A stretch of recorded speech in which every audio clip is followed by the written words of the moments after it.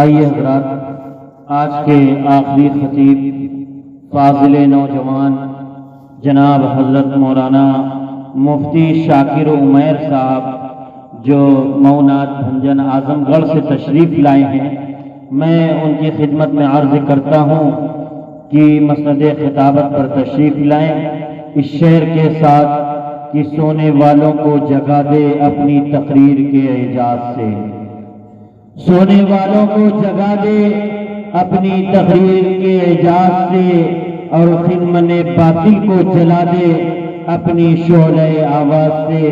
مسند خطابت پر حضرت مفتی شاکر عمیر صاحب اعظمی۔ الحمدللہ رب العالمین والعاقبۃ للمتقین ولا عدوان الا علی الظالمین الغاشمین، والصلاة والسلام علی النبی الکریم وعلى آلہ واصحابہ وازواجہ وذریاتہ واہل بیتہ اجمعین ومن تبعهم بإحسان إلى يوم الدين،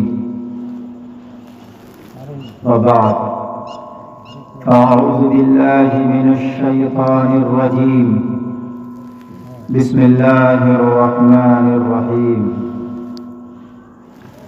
وقال الرسول يا رب إن قومي اتخذوا هذا القرآن مهجورا، صدق اللہ مولانا العظیم۔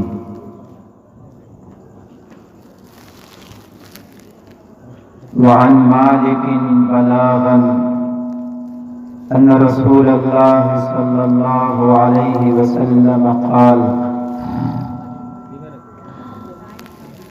ترکت فیکم امرین لن تضلوا ما تمسکتم بہما، کتاب اللہ و سنت نبیہ صلی اللہ علیہ وسلم۔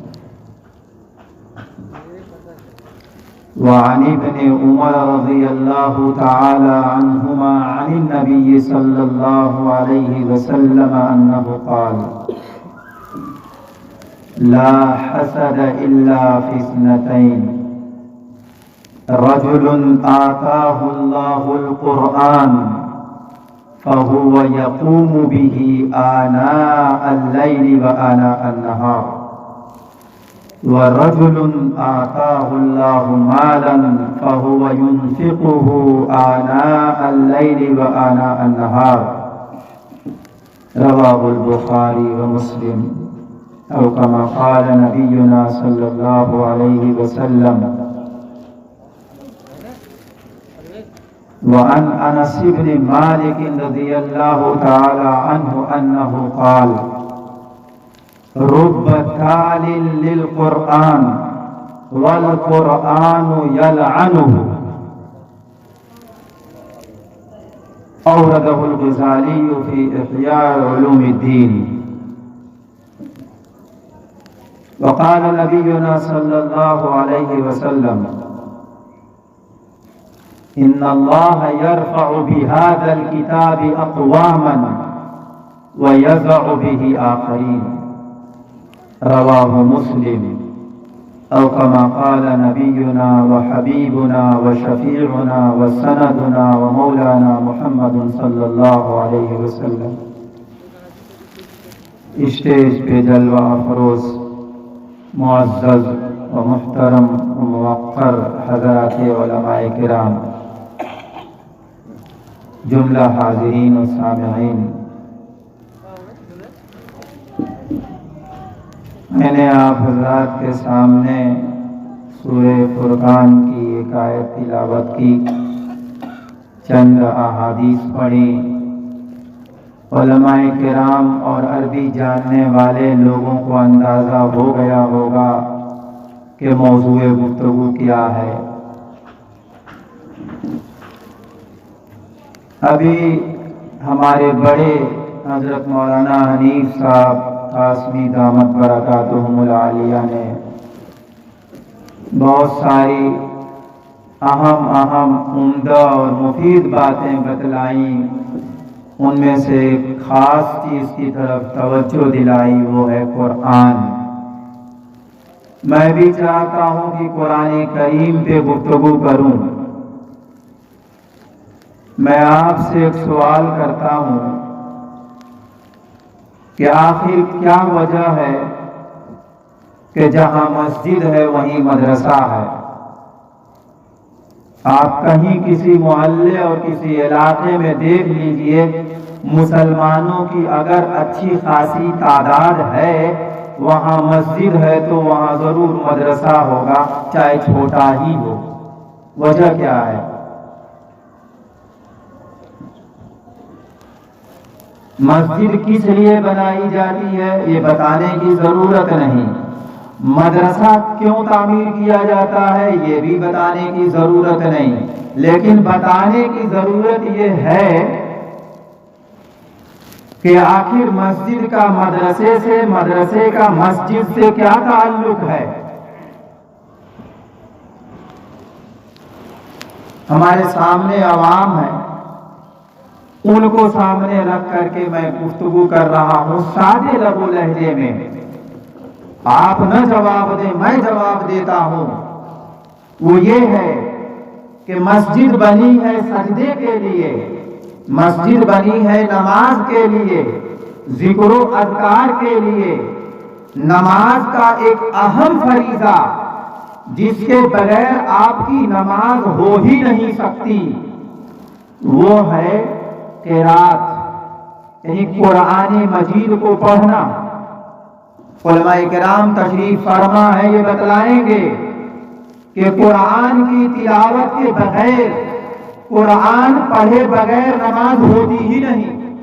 आप सजदा करिए, करते रहिए, आप खड़े रहिए, खड़े रहिए, रुकू में जाइए, रुकू में जाइए, लेकिन आपने मुतलकन क़िरात की ही नहीं तो आपकी नमाज नहीं हुई।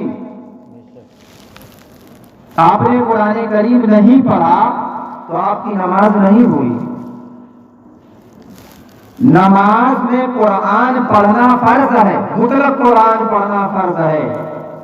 आप सूरह फातिहा भी पढ़ते हैं, अगर आपने मुतलकन कुरान की कोई आयत पढ़ लिया, फरीजा अदा हो गया, एक बड़ी आयत या 3 छोटी आयत के बकदर, लेकिन सूरह फातिहा भी पढ़ना वाजिब है। तो ये सूरह फातिहा कहां से आप सीखेंगे? कुरान करीम का पढ़ना कहां से सीखेंगे? उसी को मदरसा कहते हैं, जहां से आप सीखेंगे, जहां से आपकी नमाज सही होगी, उसी को मकतब कहते हैं, उसी को मदरसा कहते हैं। पढ़ने की जगह जहां पे अल्लाह की किताब को पढ़ाया जाता है, जहां नमाज को सिखाया जाता है, जहां पे ईमान को बताया जाता है, जहां पे कुफ्र की निशानियों को खोल खोल कर बयान किया जाता है, जहां ये बताया जाता है कि ये निफाक की अलामत है, ये काम करने से आदमी मोमिन नहीं रहता, मुनाफिक हो जाता है, नान मुस्लिम हो जाता है, ईमान से निकल जाता है, और उसी पर अगर मर गया तो दायमी तौर पर जहन्नम में और जहन्नम की आग में जलेगा। ये वही मदरसा कहलाता है जहां से हम ईमान सीखते हैं, और ईमान वो कीमती असास और दौलत है जिसके बगैर अगर ये दौलत नहीं है, आपके पास दुनिया की कोई कितनी ही बड़ी दौलत हो, सब हेच है, सब बेकार है, कोई मतलब नहीं है अगर ईमान की दौलत आपके पास नहीं है। ये ईमान की दौलत मिलती कहां से है? जहां से मिलती है उसको मदरसा कहते हैं। ईमान की दौलत बचती कहां से है? जहां से बचती है उसको मदरसा कहते हैं। ईमान की दौलत बनती कहां से है? जहां से बनती है उसको मदरसा कहते हैं। आप क्या समझते हैं कि मकतब कोई मामूली चीज है? आप 24 घंटा नमाज पढ़ते रहिए, हज भी कर लीजिए, ज़कात भी अपने हिसाब से अदा कीजिए, रोजा भी अपने हिसाब से आप रखिए, लेकिन अगर कोई बुनियादी गलती है तो आपका रोजा बर्बाद, आपकी नमाज बर्बाद, आपकी ज़कात बेकार, آپ کا حج نامکمل، سب بیکار، اور آپ خوش ہیں کہ میں روزے دار ہوں، میں نمازی ہوں، میں حاجی ہوں، میں زکوٰۃ دینے والا ہوں، دیگر عبادتیں کرنے والا ہوں، لیکن یہ نہیں معلوم کہ بنیاد ہی آپ کی غلط ہے، آپ کے ایمان میں کہیں سے کوئی ایسی کمزوری ہے، ایسا نقص ہے، ایسا عیب ہے، ایسی کمی ہے کہ یہ ساری عبادتیں اکارت و برباد ہے۔ یہ کہاں سے پتہ چلتا ہے؟ یہ علماء دین بتلاتے ہیں، مدرسے میں بتلاتے ہیں، مکتب میں بتلاتے ہیں۔ تو اس لیے مدرسے کی اہمیت کو سمجھنا ہوگا۔ اگر آپ نے سنا، ادھر سے سنا، ادھر سے اڑا دیا، تو میرا کوئی نقصان نہیں ہے، آپ کا نقصان ہے۔